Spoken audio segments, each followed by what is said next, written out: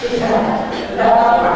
Kata kuncinya adalah bahwa di sini harus ada kerjasama, harus ada harmonisasi, harus ada kesetaraan, dan ada kriteria eksternal untuk standar-standar negara yang akan tempat kita bekerja, yang berstandar dengan negara kita yang punya perawat.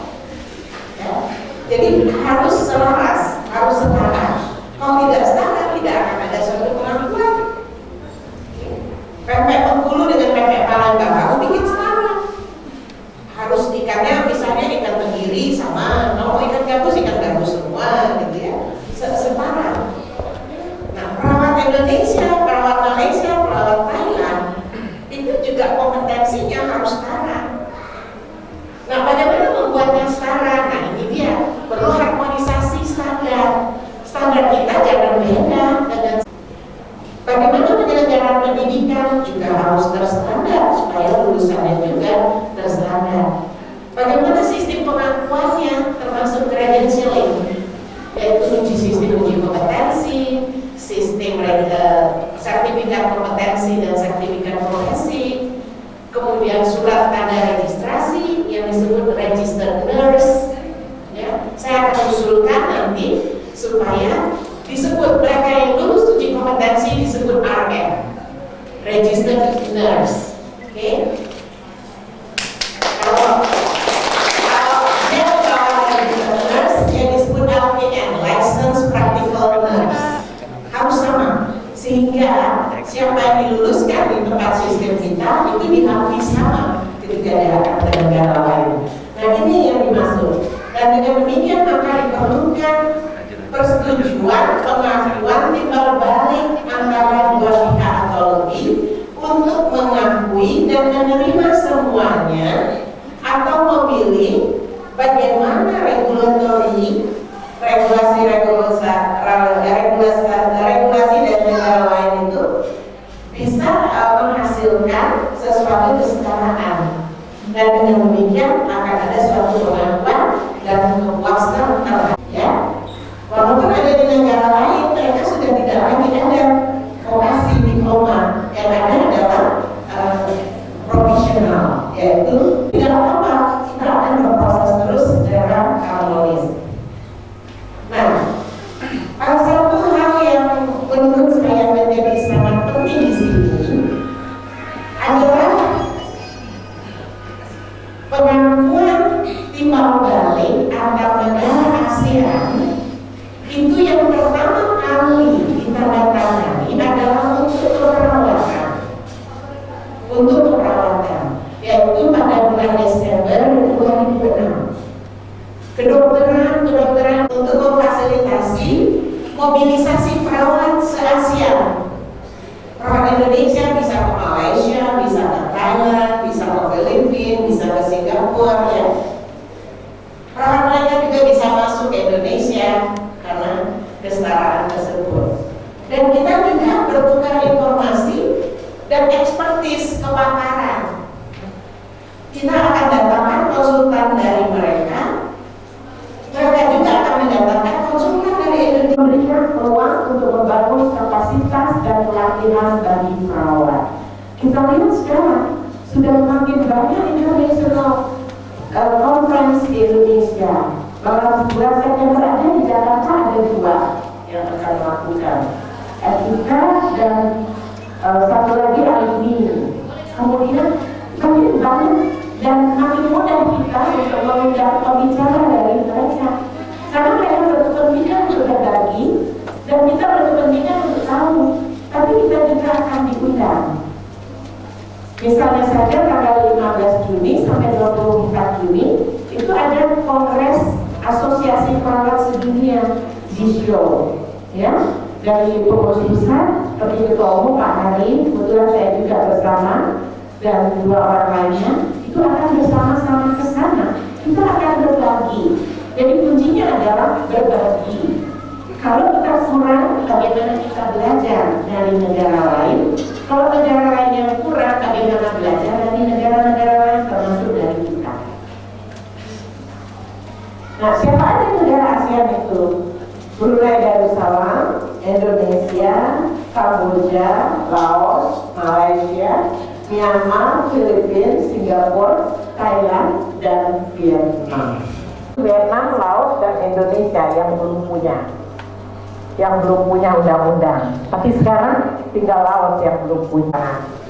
Terus apa potensi keuntungan pengakuan timbal balik antar negara ASEAN ini? Pertama, negara tujuan. Yang kedua, kita akan menghemat waktu dan sumber, jadi efisiensi. Karena ada bagian yang mengurus ketenagakerjaan yang lebih efektif, berkolaborasi dengan badan regulatori. Siapa misalnya? BNP 2 DKI, PPSDM, kemudian siapa yang regulatori? Konsil Keperawatan, ya. Jadi itu semua akan membuat efisien karena akan bekerja sama antar lembaga secara nasional dan antar lembaga secara internasional. Jadi adik-adik, undang-undang keperawatan ini menginstruksikan adanya konsil keperawatan. Konsil ini adalah badan regulatori yang independen, ya, dalam tanda kutip independennya. Nah, konsil kita itu akan berkomunikasi dengan konsil 9 negara lainnya. Pendidikanmu bagaimana? Pendidikan kami begini, gimana? Bisa diakomodasi enggak? Ya, terus apa ekspertis yang bisa kita berbagi?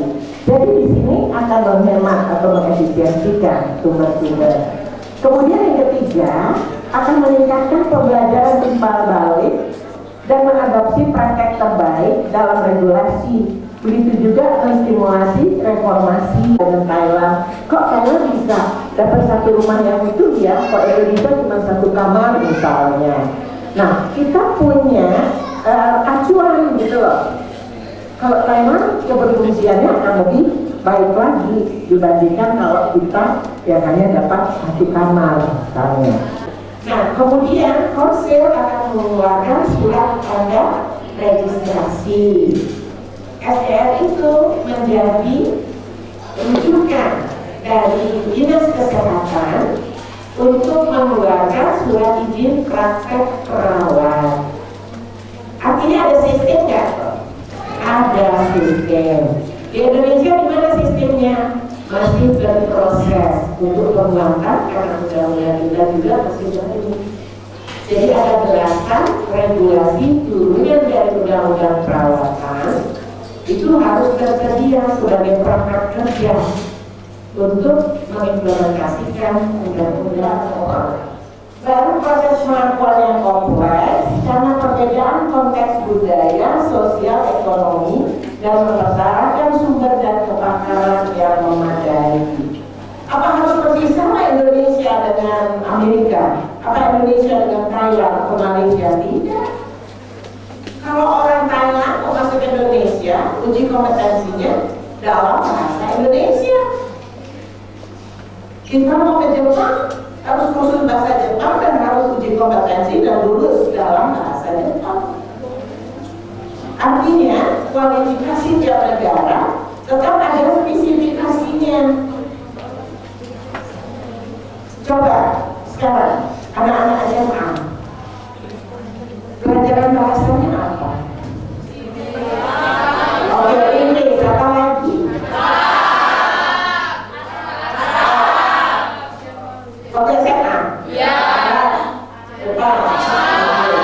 Sekarang banyak negara sudah memilihnya bahasa Indonesia. Australia bahasa Indonesia, Jepang bahasa Indonesia, Cina milih bahasa Indonesia. Banyak sekali negara-negara yang memilih pilihan bahasanya adalah bahasa Indonesia. Jadi awas loh, berarti mereka bisa masuk ke Indonesia. Kalau kita tidak juga menyiapkan diri untuk memasuki negara mereka. Lu masuk ke Indonesia, gue masuk ke negara lo, mau apa lo? Ya? Tapi jangan bilang kita tes video. Kaya ya? Enggak, orang ngomong. Ya, nah jadi proses pengakuan yang kompleks ini karena ada perbedaan sistem sosial budaya yang harus dihargai. Ya, sistem pendidikan yang terstandar, pendekatan terhadap regulasi, tingkat pengembangan dan pihak-pihak yang terlibat.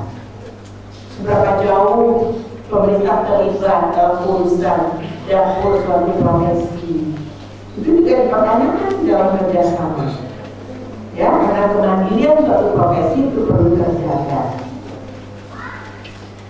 Nah, apa aspek utama MAS? Satu, variasi kondisi sebelumnya untuk persamaan. Kalau dulu kita masih punya SPK ya, sekarang undang-undang kita mengatur hanya minimal D3 untuk vokasi, kemudian ada profesi, ada spesialis. Pendidikan di kita ada vokasi, ada profesi, dan ada akademik. Okay? Tapi di negara lain mereka sudah banyak menghilangkan beberapa bentuk sistem pendidikannya. Jadi keragaman dalam kondisi sebelumnya untuk persamaan.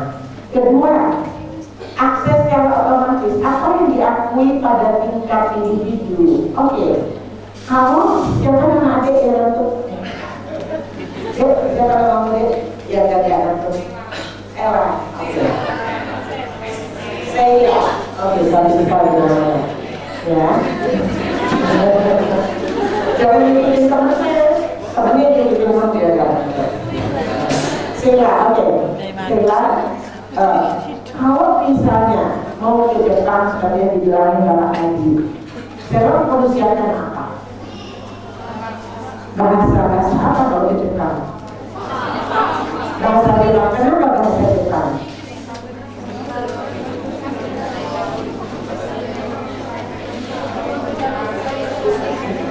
Katanya karena di sana tidak pakai bahasa Inggris, tapi pakai bahasa Jepang, gitu ya? Ya kan? Oh, pakai Jepang. Jadi masyarakat yang dilayani itu berbahasa apa? Itu harus dikuasai oleh perawatnya. Kalau orang Jepang, kalau kita mau bekerja di Indonesia, dia harus menguasai bahasa Indonesia. Ya, jadi kualifikasi apa yang diakui pada tingkat individu. Kemudian kompetensinya, kita pastikan bahwa perawat lulusan diploma 3 itu kalau dia lulus uji kompetensi di tingkat individu di negara mana bisa terima lulusan D3 yang tersertifikasi dan dapat SCPP atau dia ada sarjana spesialis ya.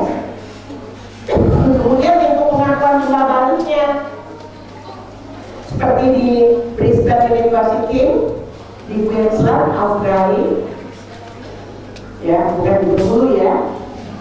Nah, itu mereka konsilnya mengakui Queensland University of Technology School Nursing-nya, jadi sekolah keperawatannya di sana diakui oleh konsilnya, sehingga kalau dia lulus di sekolah yang diakui oleh konsilnya, maka mereka tidak perlu uji kompetensi lagi karena pencokannya nggak boleh ada agensi yang memotong gaji perawatnya, tidak boleh sama sekali. Itu bisa dikerjakan ya, kalau yang berani-berani. Kemudian memperoleh perlindungan hukum dan pengakuan yang setara dengan berbagai negara. Nah juga kalau ada migrasi perawat, ada negara maju membutuhkan perawat dan negara berkembang, itu bersifat sementara dan jangka pendek atau menengah, bukan jangka panjang ya. Keperawatan pada saat itu belum ada, pada 2004 belum ada. Posisi Indonesia sama dengan Laos dan Vietnam, tidak ada undang-undang, tapi disahkan di 25 September. Bukan disahkan, ini disetujui pada disahkannya 17 Oktober. Oke. Nah, strateginya ada 8. Ya, ada 8 strategi. Pertama, sistem data dasar. Jangan sampai orang nanya berapa jumlah perawat kita nggak punya data. Ini kalau mau pilkada atau mau pilpres, kita selalu bilang banyak-banyakin. 600.000 bisa bilang 1 juta, kalau bisa 2 juta. Kalau mau cek di mana. Tapi kan kesannya suara kita banyak. Ayo, mau berunding nggak dengan perawat? Gitu. Mau majukan perawat ya? Mau kasih perawat dana untuk beasiswa enggak? Kita besar-besar ya, kan nggak ada data. Tapi giliran mau bayar beasiswa ICN, dari pertama 2003 saya lapor 8.113, sekarang naiknya 2 tahun terakhir baru naik 30 orang. Ya, kenapa? Orang nggak naik 8.113 saja, kayaknya dan 115 juta per tahun. Jadi bisa ICN cek? Nggak bisa karena nggak ada sistem data dasar. Nah, itu kan nggak transparan. Nggak boleh seperti itu. Jadi kita harus punya data dasar sehingga perawat asing juga terdata. Nggak bisa dia masuk sembarangan. Karena kita akan atur perawat asing tidak boleh jadi perawat laksana.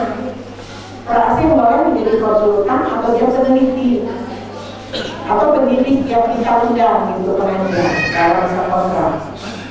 Kalau dia jadi perawat laksana, bahaya. Perawat Indonesia bisa jadi tamu di negara kita sendiri. Bisa kita atur, kita batasi, ya. Kemudian standar kompetensi yang sekarang, kurikulum pendidikan keperawatan, nanti satu-satu saya jelaskan.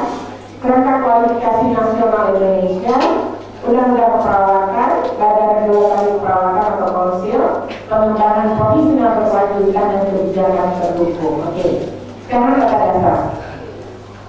Telah peraturan-peraturan terkait. Jadi jangan sampai kita dikurangin, dibohongi oleh berbagai pihak karena ketidaktahuan kita. Ya, kalau kita punya data, maka kita bisa mempelajari peraturan. Kemudian kita menyusun data dasar perawat dalam dan luar negeri. PPNI alhamdulillah sudah mulai ada sistem datanya. Menetapkan pusat informasi dan data sharing antar berbagai organ. Kemudian juga ada lintas negara Asia untuk berbagi nursing website.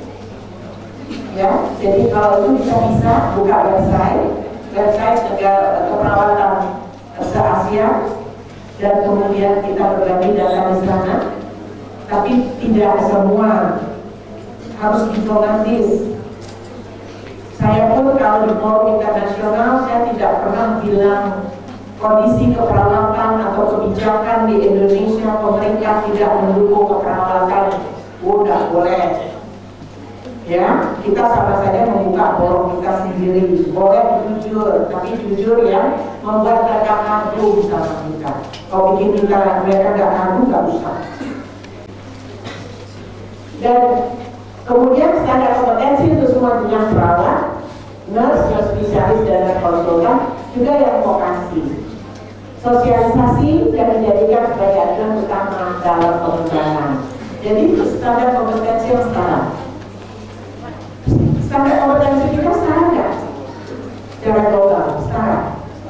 Setara dalam substansi dalam menggunakan ICN framework of standar kompetensi. Dan kemudian setara dalam prosesnya juga, proses yang universal yang disebut dengan Indonesian National Qualification Framework. Ya, kerangka kualifikasi nasional Indonesia itu terdiri dari 9 tingkat. Ada D3, kalau lulus D3, Anda di level 5. Anda di level 5. Ya. Kemudian kalau nurse di level 7. Jadi kalau D3 ada tambah berapa tahun lagi ya? 3 tahun ya, profesional. Ada di level 7. Spesialis level 8, konsultan level 9. Magister mana? Doktor mana? Maka ini kualifikasi ini tidak mengakui sistem akademik, gelar akademik, tapi gelar profesi profesionalnya, ya. Dan ini tadi juga saya bahas di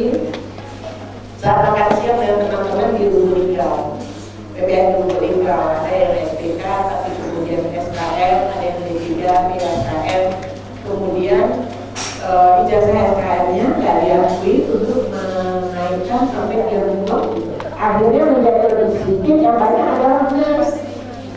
Karena ini tuntutan pengakuan global, ya. Tapi tetap harus dilakukan bertahap. Waktu kita susun 2003, kita berharap 2015 komposisi nurse sudah lebih banyak. Kalau dulu itu seperti piramid gitu loh, yang bawaan TK, tengah D3, sedikit S1. Kemudian mengharmonisasikan, menata kedokteran gigi, keperawatan, dan juga bidan.